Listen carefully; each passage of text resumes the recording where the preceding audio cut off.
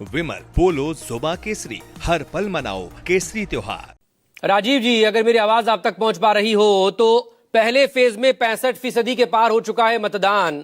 और किसे फायदा किसे नुकसान ये अपनी जगह है, लेकिन तमाम दिग्गज जो प्रचार करने के लिए पहुंच रहे हैं इस पर एक ओवरऑल एनालिसिस दीजिएगा। लेकिन इस पर बात जरूर करिएगा कि जब जब प्रधानमंत्री नरेंद्र मोदी की हम सभाओं को देख रहे हैं, पहले फेज से लेकर दूसरे फेज तक, वो बिहार पहुंचते ही कट्टा कपार करने लगते हैं मंच से।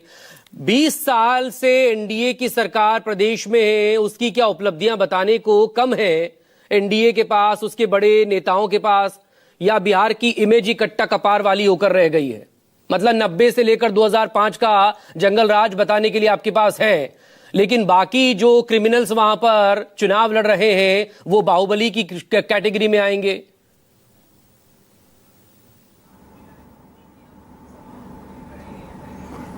देखिए, प्रधानमंत्री इन शब्दों का प्रयोग करके वो जंगल राज जिसको कहा जाता था लालू राज के जमाने का याद दिलाना चाहते हैं। लेकिन दुर्भाग्य की बात है कि 18-20 साल के बच्चे जो अभी पहली बार के वोटर हैं, शायद वो कट्टा शब्द न जानते हो, तो प्रधानमंत्री की भाषणों के जरिए उन्हें भी पता चल गया। और ये जो बातें कही जा रही हैं, देखिए बिहार में कोई भी राजनीतिक दल एक दूसरे पर इस तरह के अपराध, राजनीति के अपराधीकरण का बहुत दोष इसलिए दे नहीं सकता क्योंकि दोनों तरफ आप देखें तो दोनों तरफ इस छवि के लोग, इस रिकॉर्ड के लोग एनडीए में भी और महागठबंधन में भी दोनों तरफ से चुनाव लड़ रहे हैं। और ऐसे नाम गिनती के नहीं है, ऐसे नाम बहुत हैं जो दोनों तरफ है। जहां तक सवाल, और ये अभी जो हालिया इस चुनाव से पहले जो एक खूनी घटना सामने आई जिसमें मर्डर हुआ, आपको मालूम है कि उसका आरोप एनडीए के उम्मीदवार के ऊपर है, उसका जिक्र कहीं नहीं हो रहा है। बात यह है कि बिहार में राजनीति के अपराधीकरण की बात करने के लिए किसी भी पार्टी को आईना दिखाया जा सकता है। तो दूसरी बात जो मकसूद आपने कही टर्नआउट को लेके, वो अभी रिपोर्ट में भी आ गया है कि करीब 4% के आसपास, करीब 4% के आसपास वोटों में जो बढ़ोतरी देखी जा रही है उसकी वजह एसआईआर है। और एसआईआर में बहुत सारे लोगों के नाम जो वोटर लिस्ट के हिसाब से, जो पुरानी वोटर लिस्ट थी जिसमें पहले चुनाव होते थे, उसमें बहुत सारे नाम जो काटे गए, जोड़े गए, उसके बावजूद भी 4% के आसपास इसका आंकड़ा बैठता है जो एसआईआर की वजह से वोटों में बढ़ोतरी हुई। अब देखिए, पहले चरण में मकसूद ये था कि पिछली बार अगर आप देखें तो 59 सीटें एनडीए के पास, जिन जगहों पर चुनाव हुआ है 121 सीटों पर, तो 59 सीटें एनडीए के पास, एक एलजेपी ने जीती थी, उसको भी एनडीए में अगर आप जोड़ लें तो 60 सीटें एनडीए के पास पहले चरण की थीं, और महागठबंधन के पास 61 की संख्या थी, एक सीट ज्यादा थी महागठबंधन के पास। तो इसलिए पहले चरण का जो वोटिंग हुई है उन सीटों पर बड़ा करीबी मुकाबला देखने को मिला था पिछली बार। इस बार वो मुकाबला शायद उतना तगड़ा है कि नहीं, अब तो ये मतपेटियों में कैद है, लेकिन देखते, जमीन पर देखते वक्त शायद उतना तगड़ा मुकाबला पहले चरण की सीटों पर मुझे तो नहीं दिखाई दिया। दूसरी बात यह है कि ये जो सेकेंड फेज है ये बहुत ज्यादा इंपॉर्टेंट है, क्योंकि पिछली बार इन सीटों पर महागठबंधन को काफी बढ़त मानी जा रही थी कि मिलेगी, क्योंकि ये स्ट्रांग होल्ड है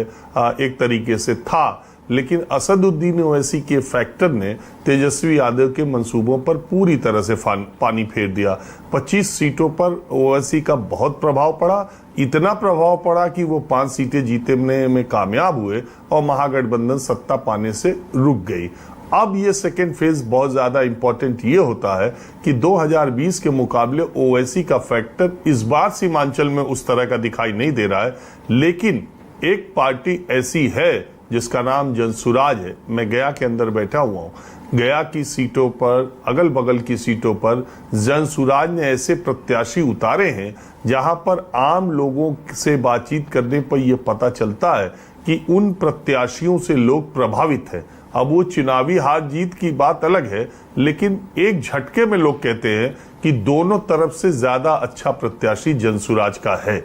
अब वोट मिलेगा नहीं मिलेगा, अभी जैसे कल ही परसों के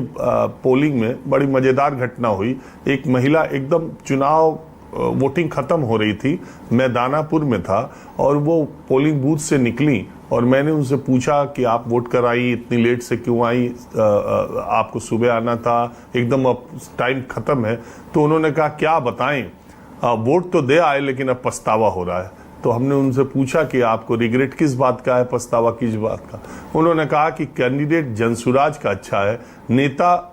प्रशांत किशोर अच्छे हैं, बातें वो ठीक कर रहे हैं, लेकिन हम वोट दे आए एनडीए को और अब हमको पछतावा हो रहा है। तो ये एक फीलिंग लोगों के अंदर जनसुराज और प्रशांत किशोर ने इस बार पूरे तौर पर पैदा कर दी है कि प्रशांत किशोर बातें सही कर रहे हैं, उनके मुद्दे ठीक हैं, उन्होंने सबसे अच्छे मुद्दे उनके हैं, उन्होंने सबसे अच्छे उम्मीदवार उतारे हैं और बहुत सारी चीजें उनकी चर्चा लोग कर रहे हैं। लेकिन आपको मालूम है कि इलेक्शन आजकल बाइपोलर देखने में ज्यादा होता है, मतलब दो ध्रुवी है, एक पूरी सोसाइटी, पूरे वोटर दो तरफ बटे हुए हैं। ऐसे में जनसुराज, अगर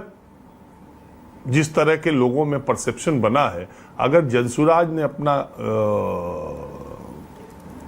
वोटों में तब्दील किया इस इमोशंस को, तो फिर वो किस गठबंधन के लिए ज्यादा नुकसानदेह साबित होंगे ये अभी कहना थोड़ा प्रीमेच्योर है। लेकिन मैं ये देख पा रहा हूं कि कई सीटों पर जनसुराज ने